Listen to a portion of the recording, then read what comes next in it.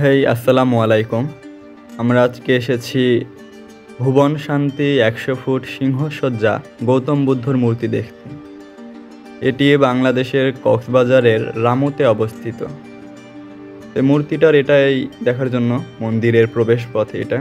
প্রবেশপথের দুই পাশেই এরকম অনেকগুলা মূর্তি আছে।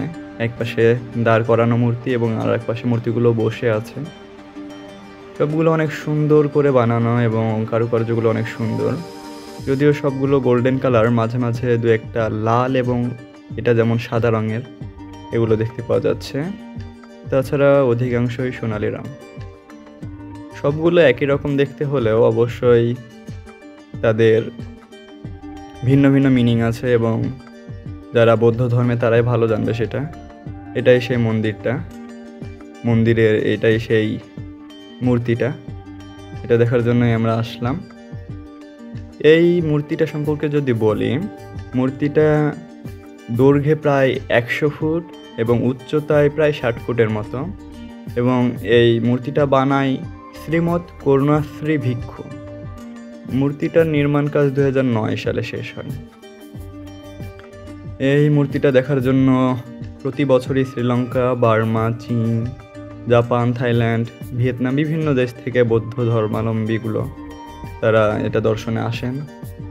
অবশ্য দেখতে অনেক সুন্দর এবং এত বড়, খুব সুন্দর করে সাজানো এবং পরিবেশটা খুবই নিরিবিলি এবং এটাই তাদের মন্দিরের একদম ভেতরের অংশ।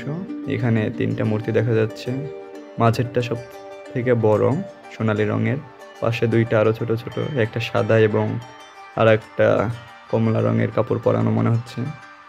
এখানেই তারা উপাসনা করে, এটার ভেতরে বসেই সামনে তাদের মূর্তিগুলো। আর এই পথ দিয়ে আমরা উঠেছিলাম, এই পথ দিয়ে আবার বেরিয়ে যাচ্ছি। যদিও ওই পাশে আর একটা পথ আছে।